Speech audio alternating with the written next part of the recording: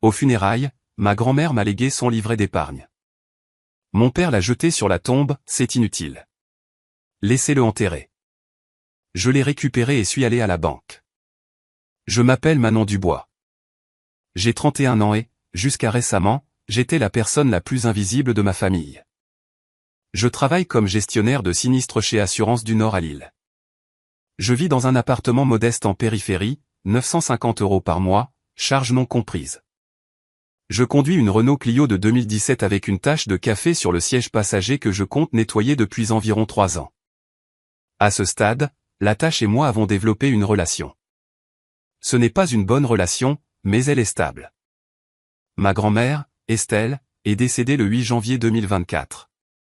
Elle avait 84 ans. Une insuffisance cardiaque, paisiblement chez elle, exactement comme elle l'aurait voulu. Mamie Estelle a travaillé 41 ans à l'usine textile de Roubaix. 41 ans de réveil aux aurores, de pieds fatigués et de poussière de tissu dans les poumons. Elle a vécu dans le même appartement de 2 chambres pendant 4 décennies. Elle découpait les bons de réduction comme si c'était un sport olympique.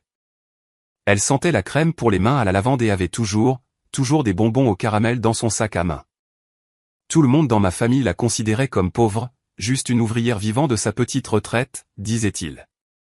Rien à son nom à part cet appartement exigu et quelques vieux meubles. Tout le monde avait tort. Mon père, Jean-Marc, a 58 ans et travaille comme directeur régional des ventes pour un fournisseur de matériel médical. Il conduit une Mercedes classe en leasing, bien qu'il ne précise jamais cette partie. Il porte des montres coûteuses, parle d'investissement et agit comme s'il venait d'une vieille famille bourgeoise. Mais voici le truc à propos de mon père, il a grandi dans ce même appartement exigu à Roubaix. J'ai vu des photos de lui enfant, portant des pantalons en velours trop grands et des t-shirts bon marché, mangeant grâce au colis de la banque alimentaire. Le révisionnisme historique de cet homme rendrait un propagandiste soviétique jaloux. Il a toujours eu honte de sa mère. Quand j'étais jeune, il disait aux gens qu'elle était à la retraite plutôt que d'admettre qu'elle avait été ouvrière textile. Il lui rendait visite peut-être 3 fois par an, toujours pressé, regardant toujours sa montre. Et quand il s'est remarié il y a 15 ans avec une femme nommée Bérangère, les visites sont passées à 2 fois par an, puis seulement pour les fêtes, et même celle-là ressemblait à des corvées. Bérangère a 54 ans et vient d'une famille qui avait des moyens. Ses mots, pas les miens. Son père gérait une concession Peugeot à Amiens. C'est ça son pédigré, une concession automobile. Mais à entendre Bérangère, elle a grandi dans un manoir avec des domestiques et des parties de chasse à court. Elle a passé 15 ans à suggérer que mamie devrait être placée en EHPAD parce que l'appartement était trop petit pour respirer. Une fois, elle a obligé mon père à ne pas aller chez mamie pour Noël parce qu'elle ne supportait pas l'idée de manger dans un espace aussi restreint. Mon frère Maxime a 34 ans. Il travaille dans la vente pharmaceutique. Il a toujours été l'enfant roi. Quand Maxime a eu besoin d'aide pour l'apport de sa maison, papa a fait un chèque de 40 000 €. Quand Maxime a obtenu son diplôme, il a reçu une BMW d'occasion en cadeau. Elle coûtait quand même 15 000 €. Quand Maxime s'est marié, papa a payé tout le mariage. 35 000 € pour une journée où Chloé, sa femme, n'a fait que se plaindre des compositions florales. Maxime rendait visite à mamie 2 fois par an, pour Noël et son anniversaire. Je le sais parce que j'étais généralement là quand il arrivait. Il restait exactement 20 minutes. J'ai chronométré une fois, 19 minutes et 43 secondes. Et pourtant, à chaque fois, papa félicitait Maxime de trouver du temps dans son emploi du temps chargé. Pendant ce temps, je rendais visite à mamie chaque dimanche depuis 7 ans. Chaque dimanche, j'apportais des pâtisseries de la boulangerie du coin, nous buvions du thé, et elle me montrait de vieilles photos et me racontait des histoires sur l'usine. 7 ans de dimanche, et mon père ne l'a jamais mentionné une seule fois. Les funérailles ont eu lieu au funérarium Martin à Tourcoing. Une petite cérémonie, peut-être 30 personnes, principalement d'anciennes collègues de l'usine, quelques voisins de son immeuble, quelques parents éloignés que je reconnaissais à peine. Mon père n'a cessé de regarder sa montre pendant le service. Bérangère lui chuchotait qu'il fallait trier cet appartement rapidement avant la fin du bail. Maxime a passé la moitié de la cérémonie sur son téléphone. Urgence au travail, a-t-il expliqué, sans même prendre la peine d'avoir l'air désolé. J'ai prononcé le seul véritable éloge funèbre. J'ai parlé du rire de mamie, de ses bonbons au caramel, de la façon dont elle se souvenait de l'anniversaire de tout le monde, même quand ils oubliaient le sien. Mon père a parlé pendant 2 minutes des valeurs familiales et de l'importance d'honorer nos aînés. Il n'a pas mentionné un seul souvenir précis. Je ne pense pas qu'il en avait. Après l'enterrement au cimetière communal, le directeur des pompes funèbres s'est approché de moi avec une petite enveloppe. Il a dit, « Votre grand-mère a laissé des instructions précises. Ceci devait être remis à sa petite-fille Manon directement, pas à la famille, à moi. » À l'intérieur se trouvait un vieux livret d'épargne, dont la couverture en cuir était usée par le temps.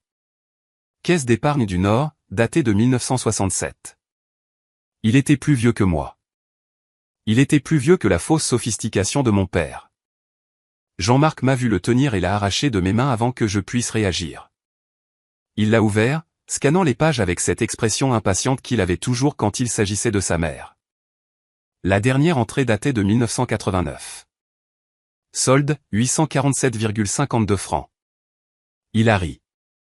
Pas un rire gentil. Le genre de rire qui a des dents. Maman et son pathétique petit compte d'épargne d'il y a 35 ans, a-t-il dit. Ce truc est antique. Le compte a probablement été fermé il y a des décennies lors des fusions bancaires. C'est inutile. Et puis mon père a jeté le livret d'épargne de ma grand-mère sur sa tombe fraîche, la terre encore sombre et meuble, et s'est éloigné sans se retourner. Bérangère l'a suivi. Puis Maxime, toujours sur son téléphone. Puis Chloé, marchant prudemment sur l'herbe avec des talons qui coûtaient plus cher que mon budget course mensuel. Je suis resté là, seul, alors que le vent de janvier traversait mon manteau. J'ai attendu que leurs voitures partent, que les employés du cimetière commencent à ranger leur matériel, que le soleil commence à se coucher et que les ombres s'allongent sur les pierres tombales.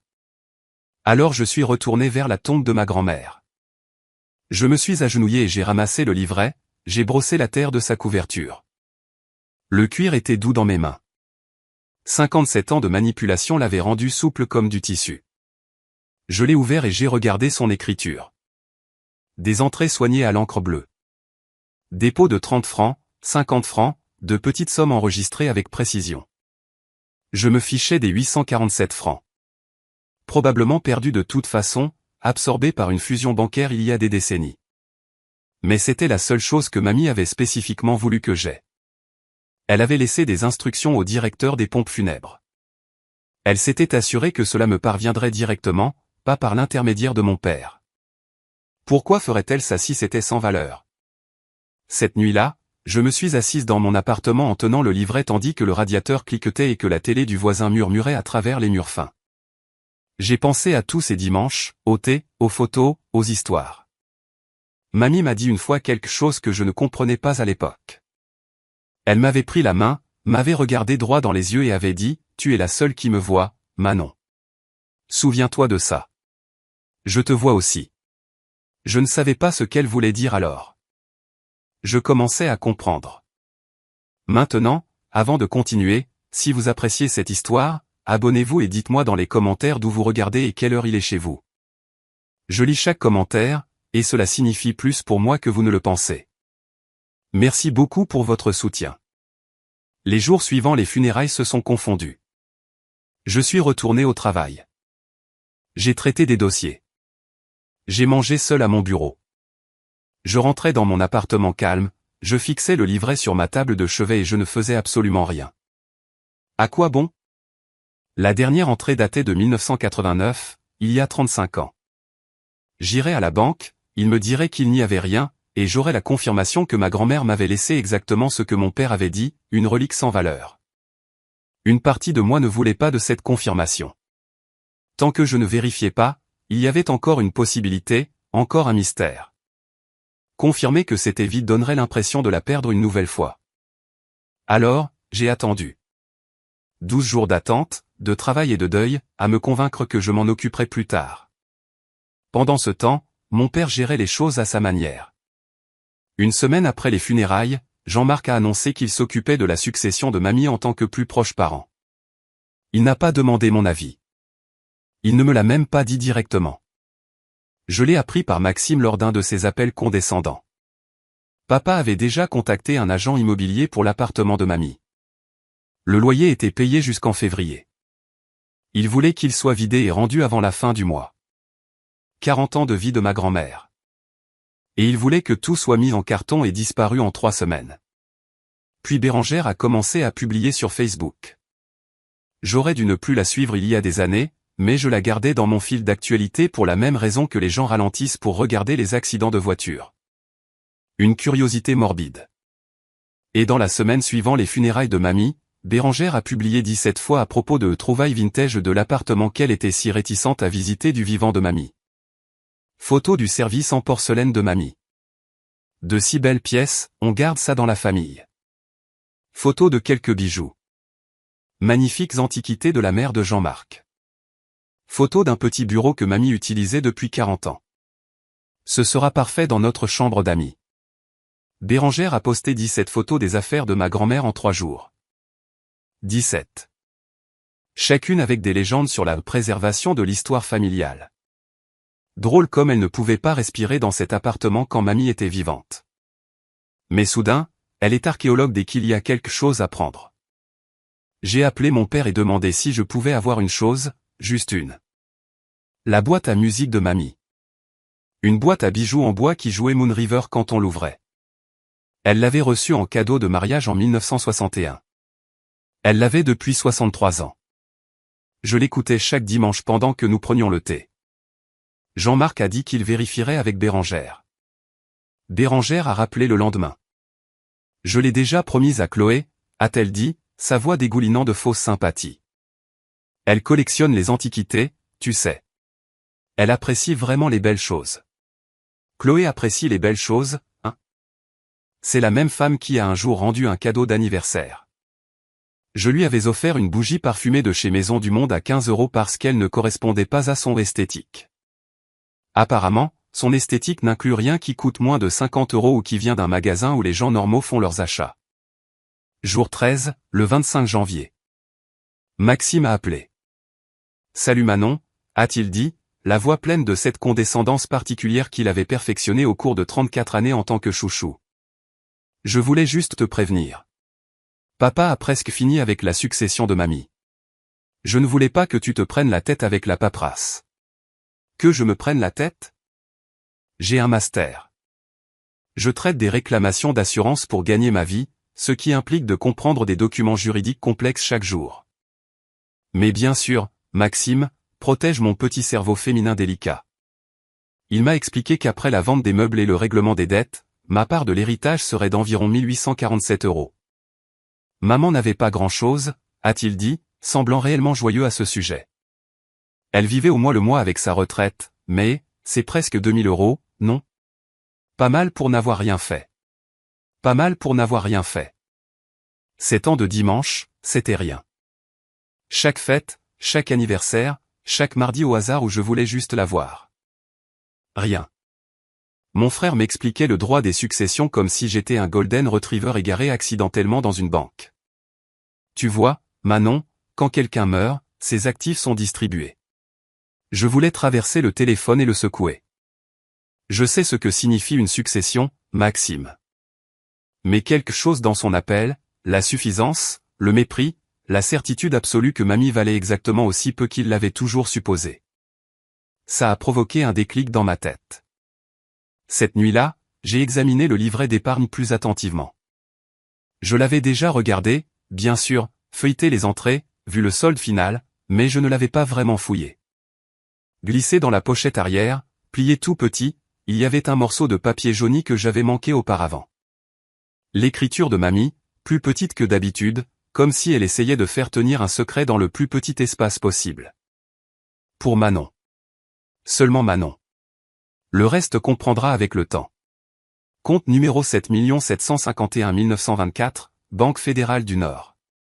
Le livret est juste la clé. Utilise-le. Je l'ai lu 3 fois. Le livret est juste la clé.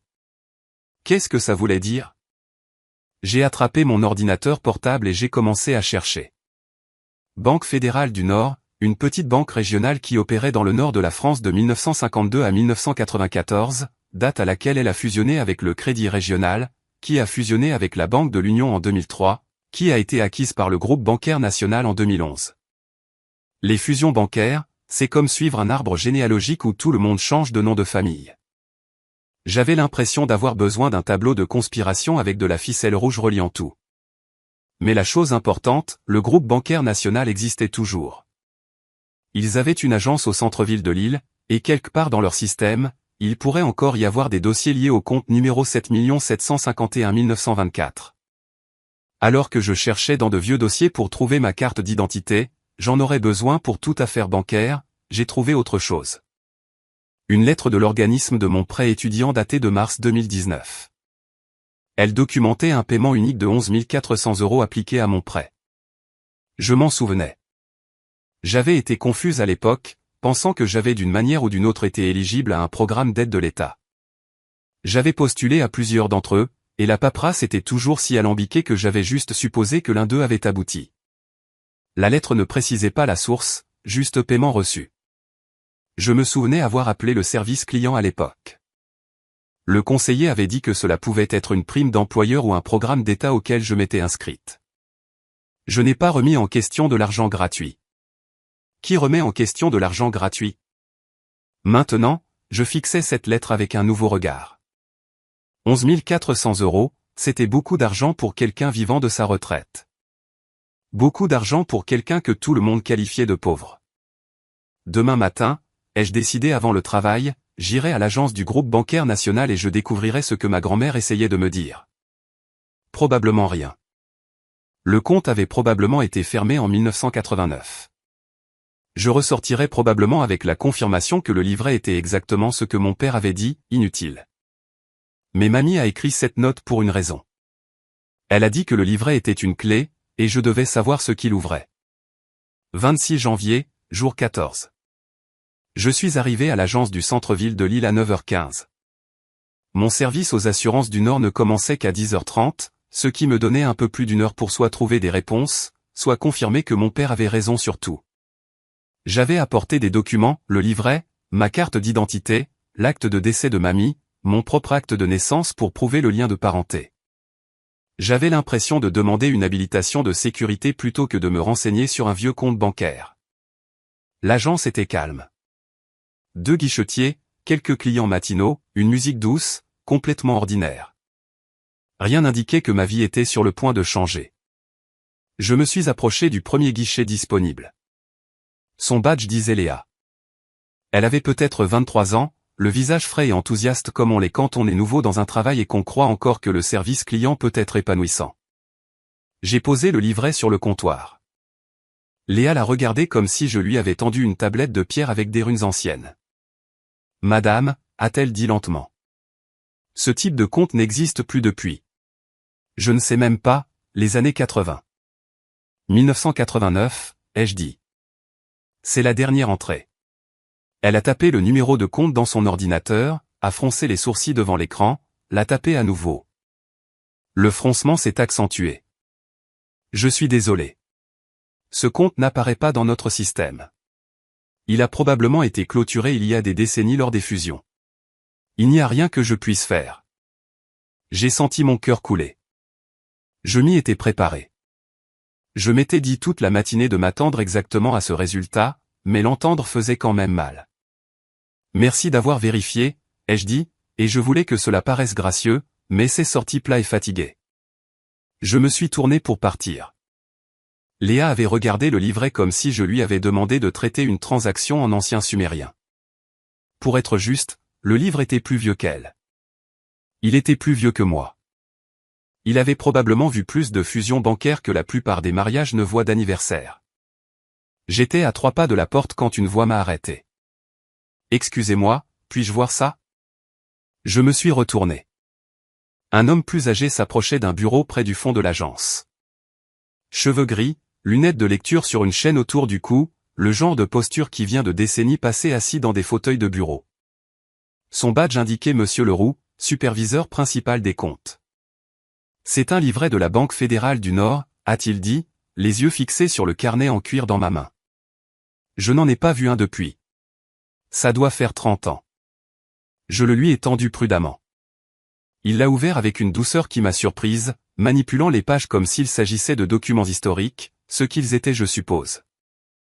Compte numéro 7 751 924, a-t-il murmuré. C'est d'avant l'informatisation de tout, avant les fusions. Avant. Il s'est tu, étudiant toujours les entrées. Y a-t-il un moyen de savoir si le compte existe toujours, ai-je demandé. Ou s'il y a des comptes connectés? Monsieur Leroux a levé les yeux vers moi et j'ai vu quelque chose changer dans son expression. De l'intérêt, peut-être même de la curiosité. Il m'a demandé d'attendre. Il avait besoin d'accéder au système d'archives. J'ai appelé ma responsable et je lui ai dit que je serais en retard. Urgence familiale. Ce n'était même pas un mensonge. Puis je me suis assise dans la petite salle d'attente de la banque et j'ai regardé l'horloge. Je suis restée assise dans cette banque pendant 2 heures à regarder l'aiguille des minutes comme si elle me devait de l'argent. J'ai mémorisé chaque affiche sur les taux immobiliers. J'ai lu la brochure entière sur les plans épargne-logement 2 fois. J'ai développé une théorie personnelle sur la raison pour laquelle la fausse plante dans le coin penchait légèrement vers la gauche. Je pense que quelqu'un l'a cognée en 2019 et personne n'a pris la peine de la redresser depuis. 1 heure a passé, puis presque une autre. J'étais sur le point d'abandonner. Peut-être que Monsieur Leroux avait été happé par d'autres tâches. Peut-être qu'il n'y avait vraiment rien à trouver. Peut-être que je devrais juste accepter mes 1800 € et continuer ma vie. Puis Monsieur Leroux a émergé du bureau du fond. Il portait un dossier épais et son expression avait changé. Il ressemblait à un homme qui avait trouvé quelque chose qu'il n'attendait pas. « Mademoiselle Dubois, a-t-il dit, pourriez-vous venir avec moi, s'il vous plaît? J'aimerais discuter de cela en privé. » Il m'a conduite dans un petit bureau et a fermé la porte. Le dossier était posé sur le bureau entre nous comme une bombe attendant d'exploser. Le compte d'épargne était réel, a-t-il dit. Mais ce n'était pas le compte principal. Je ne comprenais pas. Que voulez-vous dire? Votre grand-mère a ouvert ce compte d'épargne en 1967 comme ce qu'on appelait un compte de liaison. C'était essentiellement un compte courant pour les dépenses quotidiennes. Petit dépôt, petit retrait, transaction normale. Il a ouvert le dossier. Mais en 1967, elle a aussi ouvert un autre compte, un plan d'épargne en actions, un portefeuille d'investissement. Elle a fait un dépôt initial de 3500 francs, toutes ses économies d'années de travail à l'usine, et puis elle a commencé à faire des versements mensuels. 30 francs certains mois, 50 d'autres, tout ce qu'elle pouvait épargner. Je le fixais. Ma grand-mère avait un compte d'investissement depuis 34 ans. Monsieur Leroux a dit, elle a contribué chaque mois jusqu'à sa retraite en 2001 et elle n'a jamais, pas une seule fois en 57 ans, retiré un seul centime. Chaque dividende a été réinvesti. Chaque centime est resté dans le compte. Ma grand-mère, que j'avais vue une fois se disputer avec une caissière pour une erreur de 7 centimes sur un bon de réduction, avait un portefeuille d'actions. Ma grand-mère, que tout le monde qualifiait de pauvre, dont mon père avait honte, que Bérangère voulait mettre en maison de retraite. Elle investissait de l'argent depuis 1967. Il y a autre chose, a dit Monsieur Leroux. Le portefeuille d'investissement a été transféré il y a des années dans un contrat d'assurance vie spécifique. C'est une structure juridique particulière. Quand quelqu'un cherche des comptes courants au nom d'Estelle Dubois, l'assurance vie n'apparaît pas de la même manière. Il faut savoir qu'elle existe pour la trouver. Il a fait une pause. C'est pour ça que personne ne le savait. Votre grand-mère a essentiellement créé un compartiment secret. Elle a gardé ce petit livret visible, celui que votre père a vu. Tout le reste était caché. Monsieur Leroux a décroché un téléphone. Je dois appeler ma directrice et probablement quelqu'un de notre service juridique. 20 minutes plus tard, j'étais assise en face de Madame Mercier, la directrice de l'agence. Elle avait la cinquantaine, professionnelle, posée, jusqu'à ce qu'elle ouvre le dossier que Monsieur Leroux avait compilé. Puis quelque chose dans son visage a changé. « Mademoiselle Dubois », a-t-elle dit. « Avant de vous montrer ceci, je dois vous demander, savez-vous si vous êtes la seule bénéficiaire désignée de l'assurance vie de Madame Estelle Dubois? » Je ne sais pas, ai-je admis. Je ne savais pas qu'il y avait une assurance vie jusqu'à il y a 10 minutes. Madame Mercier a hoché la tête lentement. Elle a sorti une seule feuille de papier du dossier et l'a glissée sur le bureau vers moi. La valeur actuelle du contrat d'assurance vie d'Estelle Dubois. J'ai regardé le nombre. Je l'ai relu. Je l'ai lu une 3e fois parce que mon cerveau refusait de traiter ce que mes yeux voyaient. 2 341 872 € et 16 centimes d'euros. Ce n'est pas possible, m'entendis-je dire. Ma grand-mère travaillait dans une usine textile. Elle découpait des bons de réduction. Elle vivait dans un 2 pièces depuis 40 ans. Votre grand-mère a fait son premier dépôt équivalent à 500 € en 1967, a dit Madame Mercier. Elle a ajouté l'équivalent de quelques euros chaque mois pendant 34 ans. Elle a réinvesti chaque dividende. Elle n'a jamais touché au capital. 57 ans d'intérêt composé, Mademoiselle Dubois. 57 ans de patience et de discipline. Je ne pouvais pas parler. Le chiffre continuait de nager devant mes yeux. 2,3 millions d'euros. Ma grand-mère, la pauvre mamie Estelle, ouvrière, collectionneuse de bons de réduction, le fardeau de la famille, était secrètement millionnaire. Il y a autre chose que vous devez savoir, a dit Madame Mercier, et sa voix était devenue sérieuse. C'est la raison pour laquelle je vous ai demandé d'attendre. Elle a sorti d'autres documents du dossier. Au cours des 11 derniers mois, il y a eu de multiples tentatives pour accéder à ce compte. Quelqu'un prétendant avoir une procuration pour Estelle Dubois. Quelqu'un prétendant que Madame Dubois était mentalement incompétente et avait besoin d'aide pour gérer ses finances. J'ai eu froid soudainement. Qui ? Madame Mercier m'a montré la paperasse. Le nom sur les demandes d'accès m'a sauté aux yeux comme une gifle. Jean-Marc Dubois, mon père. Nous avons signalé les documents comme suspects, a continué Madame Mercier. La procuration présentait des incohérences. Nous avons exigé une vérification avant d'accorder l'accès. Elle a sorti un autre document. Celui-ci était daté du 3 juin 2023.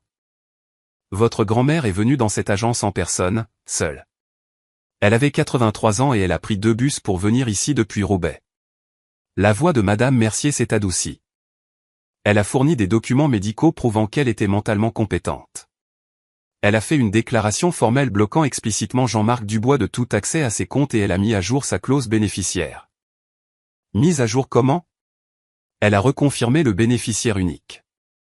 Elle a ajouté des protections supplémentaires. Elle s'est assurée que tout était blindé. Madame Mercier a croisé mon regard. La seule bénéficiaire du contrat est vous, Mademoiselle Dubois. Seulement vous. Votre grand-mère est venue ici 3 mois avant sa mort, spécifiquement pour s'assurer que son fils ne pourrait pas prendre ce qu'elle voulait que vous ayez. Je suis resté assise en silence. Les néons bourdonnaient au-dessus de ma tête. Quelque part dans la banque, un téléphone a sonné. Ma grand-mère savait. Elle savait ce que son fils essayait de faire. Elle savait et elle m'a protégé. À 83 ans, prenant 2 bus, elle est venue à cette banque et s'est assurée que je serais à l'abri. Mademoiselle Dubois, a dit Madame Mercier en se penchant en avant. Quoi que vous fassiez, ne quittez pas ce bâtiment sans parler à un avocat. Votre père a tenté d'accéder à ces fonds par de faux prétextes. Compte tenu de l'enjeu, il pourrait réessayer. Vous avez besoin d'une protection juridique. Elle m'a tendu un morceau de papier avec 3 noms dessus. Des avocats spécialisés en succession qui avaient déjà travaillé avec la banque. Votre grand-mère a passé 57 ans à construire ceci. Elle a passé la dernière année de sa vie à le protéger. Ne laissez personne vous le prendre maintenant. Cette nuit-là, le 26 janvier, je n'ai pas dormi. Je suis resté allongé dans mon lit à fixer le plafond, faisant des calculs mentaux qui n'avaient aucun sens. 2,3 millions d'euros. Je pourrais rembourser mon prêt étudiant. Je pourrais rembourser les prêts de tout le monde. Je pourrais acheter une maison. Je pourrais acheter plusieurs maisons. Je pourrais enfin faire nettoyer cette tache de café sur mon siège de voiture. Je pourrais acheter une nouvelle voiture et ne plus m'inquiéter de la tâche du tout. Les possibilités étaient écrasantes. De plus, je faisais définitivement une crise de panique. Je ne l'ai dit à personne. Pas à mes collègues, pas à mes rares amis, pas à une seule âme. À qui pourrais-je le dire ? Et, histoire drôle. Ma grand-mère décédée était secrètement millionnaire et mon père a essayé de voler son argent et maintenant j'ai peur qu'il s'en prenne à moi. Ce n'est pas une conversation. C'est une séance de thérapie. Le lendemain matin, le 27 janvier, j'ai appelé les 3 avocats de la liste de Madame Mercier. Le premier n'a pas répondu. Sa messagerie était pleine. Le deuxième avait une secrétaire qui m'a informé qu'il était en vacances jusqu'au 5 février. voulez-vous prendre rendez-vous pour son retour? Non merci. J'avais besoin d'aide maintenant, pas dans 10 jours. Le troisième nom sur la liste était maître Valérie Lefebvre. Une voix fatiguée a répondu à la deuxième sonnerie. Cabinet Lefebvre, je vous écoute. J'ai expliqué ma situation aussi concisément que possible. Grand-mère décédée, assurance vie cachée, 2,3 millions d'euros, père qui a essayé d'accéder au compte illégalement, banque me disant de ne pas partir sans protection juridique. La ligne est restée silencieuse un long moment. Mademoiselle Dubois, a dit maître Lefebvre, pouvez-vous venir à mon cabinet demain matin à 9 h? Son bureau était au-dessus d'une sandwicherie dans le Vieux-Lille. Les escaliers craquaient. Le couloir sentait le jambon et les cornichons. La porte portait son nom en lettres dorées qui commençaient à s'écailler. Valérie elle-même n'était pas ce à quoi je m'attendais. Milieu de la cinquantaine, cheveux gris tirés en un chignon pratique. Lunettes de lecture perpétuellement perchées sur son nez ou pendant à une chaîne autour de son cou. Elle portait des chaussures confortables, le genre que portent les infirmières, faites pour rester debout toute la journée. Sa mallette en cuir avait l'air d'avoir survécu à plusieurs guerres et était prête à en survivre à d'autres. Elle n'était pas chic. Elle n'était pas chaleureuse. Elle était directe. « Montrez-moi tout », a-t-elle dit. J'ai remis les documents, le livret d'épargne, la note de mamie, les papiers de la banque, l'acte de décès, tout ce que j'avais. Pendant 3 heures, Valérie a tout examiné. Elle a pris des notes. Elle a posé des questions. Elle a passé des coups de fil à la banque pendant que j'étais assise dans un fauteuil en cuir usé à essayer de ne pas paniquer. Finalement, elle a levé les yeux vers moi par-dessus ses lunettes. Mademoiselle Dubois, votre grand-mère était considérablement plus sophistiquée qu'on ne le pensait. L'assurance vie, a expliqué Valérie, est spécifiquement conçue pour transmettre un capital hors succession classique. Cela signifiait que cela ne passait pas par le processus notarial habituel que mon père gérait. Le capital était transféré directement aux bénéficiaires désignés au décès. Bénéficiaire désigné, Manon-Marie Dubois. Seulement Manon. Votre père n'a aucun droit légal dessus, a dit Valérie. Le contrat a été ouvert il y a des décennies.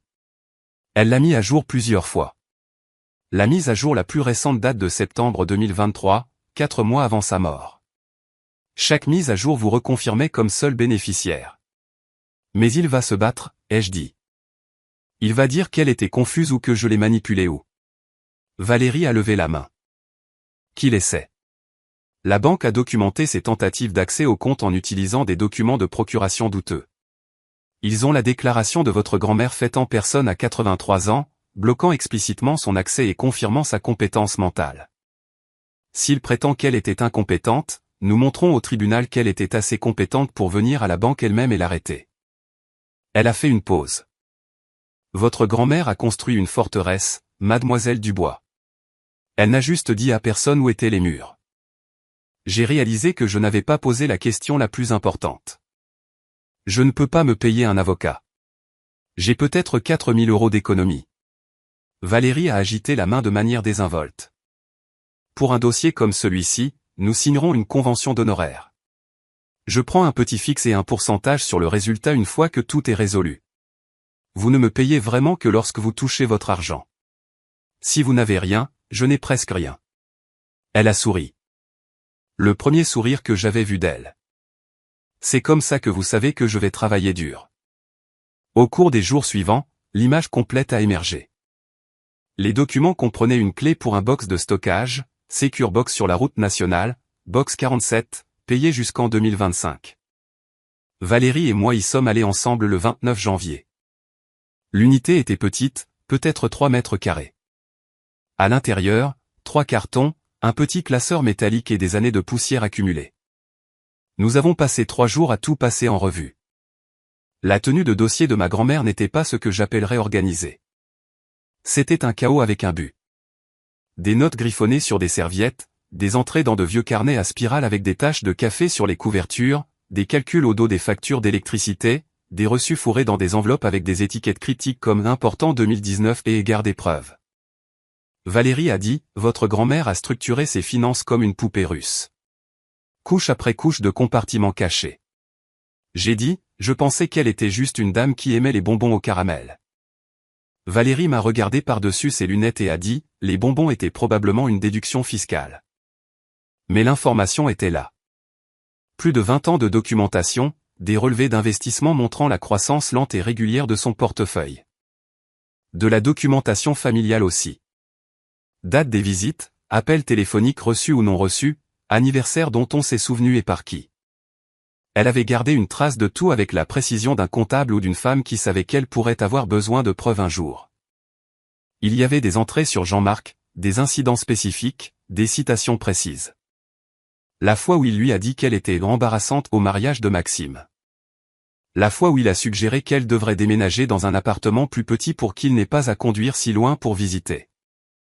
La fois où il n'a pas visité du tout pendant 7 mois et s'est ensuite plaint du stationnement quand il est finalement venu. Il y avait des entrées sur Bérangère aussi, y compris la date exacte où Bérangère a suggéré de mettre mamie en maison de retraite. 28 novembre 2019, Thanksgiving, enfin, un repas de famille équivalent. Bérangère l'avait dit juste là à la table du dîner avec mamie assise à 1 mètre d'elle, comme si elle était un meuble dont on discutait pour un don. Il y avait des entrées sur Maxime. Chaque visite enregistrée avec la durée. L'entrée la plus courante, 20 minutes, téléphone à la main tout le temps. Et il y avait des entrées sur moi.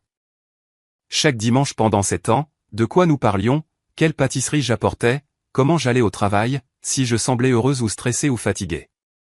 Elle avait tout remarqué. Le 2 février, enterré au fond du classeur, j'ai trouvé une enveloppe scellée, pour Manon, après mon départ. Mes mains tremblaient en l'ouvrant. La lettre faisait 3 pages, écrite de la main soignée de mamie. La même écriture que dans le livret d'épargne, la même que sur 20 ans de notes sur des serviettes. Elle expliquait tout. Elle a commencé à investir en 1967 parce qu'elle avait grandi pendant des temps difficiles et n'avait jamais fait confiance à personne d'autre pour sa sécurité. Elle avait vu ce qui arrivait aux femmes laissées sans rien quand les maris mouraient ou partaient. Elle avait juré qu'elle ne serait jamais impuissante. Elle n'a jamais touché à l'argent parce qu'elle n'en avait jamais eu besoin. Sa retraite couvrait sa vie modeste. L'appartement suffisait. Les plaisirs simples suffisaient. Elle n'avait pas besoin de choses fantaisistes. Elle avait besoin de sécurité. Et elle l'avait, plus que quiconque ne le savait. Elle avait vu Jean-Marc devenir quelqu'un qu'elle ne reconnaissait pas. Son propre fils, gêné par son travail, méprisant sa vie, calculant toujours ce qu'il pourrait hériter. Elle a tout vu. Elle a tout documenté. Tu es la seule qui m'a vu comme une personne, pas un fardeau, a-t-elle écrit. Tu es la seule qui venait parce que tu le voulais, pas par obligation. Ces temps de dimanche, Manon, sais-tu ce que cela signifiait pour moi? Tu étais la seule à me faire sentir que je comptais encore. Jean-Marc est mon fils, mais je sais ce qu'il est. Il essaiera de te prendre ça. Ne le laisse pas faire. Cet argent est à toi. Tu l'as gagné d'une manière qu'il ne fera jamais. Avec du temps, de l'attention et de l'amour. Au bas de la lettre, un post-scriptum. Ce remboursement de prêt étudiant en 2019. C'était moi. Tu n'as jamais demandé d'aide, mais je voulais que tu saches que quelqu'un faisait attention. Quelqu'un l'a toujours fait. 11 400 €. Pas un programme d'État. Pas une prime d'employeur. Ma grand-mère avec ses revenus fixes, me sauvant de la noyade des dettes et ne disant jamais un mot. Je me suis assise dans ce box de stockage entouré de cartons et de vieux reçus, et j'ai pleuré pour la première fois depuis sa mort. Valérie m'a laissé un moment. Puis elle a dit doucement mais fermement, votre père va bientôt découvrir l'existence de cet argent. La banque a déjà refusé sa dernière demande d'accès. Quand il appellera pour demander pourquoi, ils lui diront que le compte a été fermé et les fonds transférés aux bénéficiaires. Il va venir vers vous. Elle avait raison. Je devais être prête. Qu'est-ce que je fais quand il le fera? Valérie a considéré la question. Vous écoutez ce qu'il propose. Vous n'acceptez rien. Et si l'occasion se présente, elle a montré les boîtes de documentation qui nous entouraient. Parfois, montrer aux gens les preuves met fin aux choses plus vite que des mois d'arguments juridiques. 6 février, jour 25. Jean-Marc a reçu une notification formelle du groupe bancaire national. Votre demande d'accès au compte d'Estelle Dubois a été refusée. Ce dossier est clos et les fonds transférés aux bénéficiaires désignés. Je sais ce qui s'est passé ensuite parce que Valérie avait des contacts à la banque. Des mises à jour professionnellement appropriées, rien qui violait la vie privée, mais assez pour peindre un tableau. Mon père a lu cette lettre 3 fois. Fonds transférés? Quel fonds? Bénéficiaire désigné? Il a appelé la banque. Il ne pouvait pas lui donner de détails. Confidentialité. Et il a appelé son propre avocat. Son avocat a commencé à creuser. Le 9 février, l'avocat de Jean-Marc avait examiné la situation. Son avocat l'a assis et lui a annoncé la nouvelle qui a dû faire l'effet d'un coup de poing. L'assurance vie est en béton. Votre mère a tout verrouillé. Elle était compétente. Elle a tout mis à jour 4 mois avant sa mort. La bénéficiaire a toujours été Manon. Votre seule option, lui a dit l'avocat, est la négociation. Essayez de trouver un accord familial. Selon Valérie, quand l'avocat de Jean-Marc a expliqué la situation, le visage de mon père est passé par ce qu'elle appelait les 5 étapes du deuil financier, déni, colère, marchandage, plus de colère, et ensuite un pivot stratégique vers une fausse amabilité. 11 février, mon téléphone a sonné. Et, ma puce. La voix de Jean-Marc était chaleureuse, amicale, presque joyeuse. Une voix que je n'avais pas entendue diriger vers moi depuis des années, peut-être jamais. Écoute, je pensais qu'on devrait se réunir en famille, parler de la succession de maman. Il pourrait y avoir des choses qu'on peut régler ensemble. Tu sais, la famille qui est de la famille. Il m'a invité à dîner chez lui. Samedi soir, Maxime et Chloé seraient là aussi. Juste un bon repas de famille. On peut discuter de tout comme des adultes, ai-je accepté. Le lendemain, j'ai parlé de l'invitation à Valérie. Bien, a-t-elle dit. Allez écouter ce qu'il propose. N'acceptez rien. Dites-leur que vous avez besoin de temps pour réfléchir à toute proposition. Elle m'a tendu un dossier avec des copies de documents clés. Les dossiers de mamie, la documentation de fraude de la banque, des entrées sélectionnées des carnets. Gardez les originaux ici avec moi, a-t-elle dit, mais prenez des copies. Parfois, montrer les preuves met fin aux négociations. Elle m'a rappelé une chose importante. En France, l'enregistrement d'une conversation privée sans consentement peut être irrecevable au civil, mais utile pour soi-même. Écoutez, regardez, et souvenez-vous de ce qu'ils disent. 13 février. Ce soir-là, la maison de Jean-Marc et Bérangère était un pavillon de 4 chambres dans un quartier huppé comme Bondu. Le genre de quartier où tout le monde a des haies parfaitement taillées et juge l'entretien de la pelouse des autres. 2 voitures dans l'allée, la Mercedes en leasing et le SUV DS7 blanc perle de Bérangère. À l'intérieur, la maison ressemblait à un catalogue de meubles. Tout coordonné. Tout mis en scène. Rien qui semblait réellement vécu. Maxime et Chloé étaient déjà là quand je suis arrivé. Maxime en polo comme s'il venait de sortir du country club. Chloé dans une tenue qui coûtait probablement plus cher que mon loyer, examinant sa manucure comme si c'était plus intéressant que n'importe quelle conversation. Bérangère avait fait un rôti. La table était dressée avec ce que j'ai reconnu comme la porcelaine de mamie. Les trouvailles vintage qu'elle était si excitée de posters, utilisant la vaisselle de ma grand-mère pour servir le dîner à la famille qui l'ignorait. Le symbolisme ne m'a pas échappé. Tout le monde souriait. Tout le monde était amical. C'était l'accueil le plus chaleureux que j'ai jamais reçu dans cette maison. C'était terrifiant. Nous avons fait la conversation pendant les entrées, la météo, le travail de Maxime, la rénovation de cuisine de Chloé. Apparemment, les plans de travail avaient été un cauchemar à trouver. Des problèmes de riches discutés avec la gravité d'une crise internationale. Puis, au plat principal, Jean-Marc s'est raclé la gorge. Manon, je sais que les choses ont été confuses depuis le décès de maman. Sa voix était mesurée, répétée. Et je sais qu'il y avait des actifs dont nous n'étions pas au courant. C'était une surprise pour nous tous. Il utilisait encore nous, parlant encore comme s'il avait un intérêt là-dedans. Je veux proposer quelque chose de juste, a-t-il continué. Juste pour la famille. Maman aurait voulu qu'on partage, qu'on prenne soin les uns des autres. C'est ce que fait la famille. Il a exposé son offre. Je recevrai 500 000 €. Les 1,8 million restants seraient partagés entre Jean-Marc, Maxime et la famille. Ce qui signifie que Bérangère et Chloé en profiteraient aussi d'une manière ou d'une autre. C'est quand même plus d'argent que tu n'en as jamais vu, Manon, a dit Jean-Marc, souriant comme s'il me faisait une faveur. Un demi-million d'euros. Tu pourrais quitter ton travail, acheter une maison, et ça garde la famille unie. Tout le monde gagne. Tout le monde à table hochait la tête. Bérengère, Maxime. Même Chloé a levé les yeux de ses ongles assez longtemps pour arranger son visage en quelque chose ressemblant à du soutien. Ils avaient planifié ça, répété. 500 000 pour que je parte tranquillement pendant qu'ils se partageaient le reste. Mes mains tremblaient sous la table. Je m'étais préparé à ce moment, j'avais répété ce que je dirais, mais assise là, entourée de leurs sourires coordonnés et de leur chaleur calculée, tous mes mots préparés se sont évaporés. Alors, j'ai juste plongé la main dans mon sac et j'ai sorti le dossier.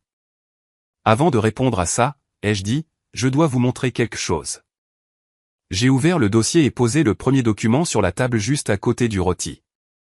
15 mars 2023. Jean-Marc Dubois a soumis des documents de procuration à la banque, revendiquant l'autorité sur les comptes d'Estelle Dubois. Le sourire de mon père a vacillé. J'ai posé le deuxième document. 3 juin 2023. Estelle Dubois, mamie, est allée à la banque en personne. Elle avait 83 ans. Elle a pris 2 bus pour y aller. Elle a déposé une déclaration formelle confirmant qu'elle était mentalement compétente et elle t'a explicitement bloqué l'accès à tous ses comptes. J'ai regardé mon père.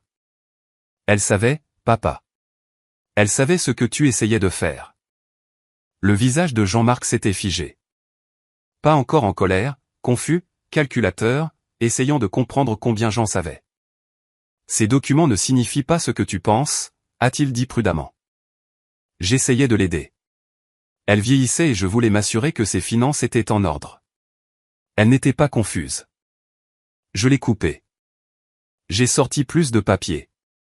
Mamie gardait des traces de tout. Je leur ai montré les preuves. Date des visites, durée des séjours, appels téléphoniques passés et non passés, anniversaire dont on s'est souvenu et oublié. Elle a noté chaque fois que tu visitais, papa, chaque coup de fil, chaque anniversaire que tu as oublié. Je me suis tourné vers Bérengère. Elle a noté quand tu as suggéré de la mettre en maison de retraite. 28 novembre 2019. Tu l'as dit juste devant elle comme si elle n'était même pas là. Le visage de Bérengère s'est vidé de sa couleur. J'ai regardé Maxime. Elle a enregistré chacune de tes visites. Chacune. Durée moyenne, 20 minutes.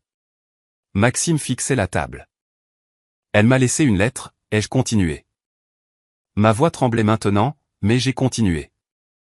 Elle a expliqué pourquoi je suis la seule bénéficiaire. Elle a dit que j'étais la seule qui la voyait comme une personne, la seule qui visitait parce que je le voulais, pas par obligation. J'ai rassemblé les papiers dans le dossier. Elle savait exactement qui vous étiez tous. Elle a observé, elle a documenté, et elle a planifié en conséquence. Pendant 26 ans, elle a planifié. Jean-Marc s'est levé brusquement, sa chaise raclant contre le parquet. C'est ridicule, a-t-il dit, mais sa voix avait perdu sa chaleur. Je suis son fils, son seul fils. J'ai des droits. Je contesterai ça. Je prouverai qu'elle était mentalement incompétente quand elle a fait ce contrat.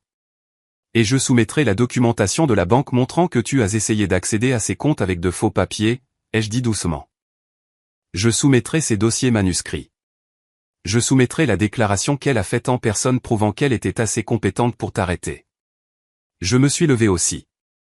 Essaie de prétendre qu'elle était incompétente et chaque tribunal verra la même chose, un fils qui a essayé de voler sa mère âgée et une mère qui était assez intelligente pour le voir venir et l'arrêter. La pièce était silencieuse. Mamie t'a laissé quelque chose, au fait. J'ai regardé mon père. Une pièce de 1 euro avec une note. Sa mâchoire s'est serrée. Quelle note? Ça dit, pour que tu ne puisses pas dire que je t'ai oublié. Je me souviens de tout. Je me suis tourné vers Maxime. Elle t'a laissé 1 euro aussi. Ta note dit, pour tous les anniversaires où tu n'as pas tout à fait pu venir. J'ai ramassé mon sac et marché vers la porte. Personne ne m'a suivi. Personne n'a dit au revoir. J'ai conduit chez moi en silence, les mains tremblant encore sur le volant. Ce n'était pas un moment triomphant. Ce n'était pas satisfaisant. C'était douloureux, laid et triste. Mais c'était fait. Il savait ce que je savais. Il savait ce que mamie savait. Et il n'y avait rien qu'il puisse faire pour changer quoi que ce soit. Si vous êtes arrivé jusqu'ici, merci du fond du cœur. S'il vous plaît, aimez cette vidéo et abonnez-vous si vous ne l'avez pas déjà fait. Cela signifie beaucoup pour moi. Votre soutien permet à ces histoires de continuer. Maintenant, laissez-moi vous dire comment cela s'est terminé. Les jours après ce dîner ont été durs. Pas parce que je doutais de ma décision, mais parce que ma famille n'a pas abandonné facilement. 14 février, Bérangère m'a appelé en pleurant. Manon, s'il te plaît, a-t-elle sangloté. Tu déchires cette famille. Ton père a fait des erreurs, mais il est toujours ton père. Ne peut-on pas juste trouver un arrangement? Ne peux-tu pas juste être raisonnable? Je lui ai dit que je ne faisais rien à la famille. Je recevais ce que mamie avait choisi de me donner. C'était tout. Mais ce n'est pas juste, a hurlé Bérangère. Nous sommes sa famille aussi. Nous méritons. J'ai raccroché. 16 février. Maxime a appelé avec une approche différente. Calme, raisonnable, toujours condescendant, mais essayant de le cacher. Écoute, Manon, je comprends. Tu as gagné. Bien. Il a soupiré comme s'il était incroyablement généreux. Mais soyons intelligents à ce sujet. Pensons à long terme. Sa nouvelle proposition, je garde 800 000 euros. Je rends 1,5 million à la famille. C'est quand même presque 1 million d'euros, Manon, a-t-il dit. Plus d'argent que tu n'en auras jamais besoin avec ton mode de vie. Je lui ai demandé quel mode de vie il voulait dire. Tu sais, a-t-il dit. Simple. Modeste. Toi. Je lui ai dit que mon style de vie simple incluait maintenant une avocate très chère qui facturait à l'heure et que je n'étais pas intéressé à subventionner sa rénovation de cuisine. Le 21 février, Valérie a déposé une plainte formelle auprès du procureur de la République. Le chef d'accusation, tentative d'abus de faiblesse. En France, c'est un délit puni par la loi. Je ne cherchais pas le maximum. Je voulais juste une protection. Tant que Jean-Marc pouvait prétendre que le contrat avait été créé par une femme mentalement incompétente, il pouvait continuer à se battre.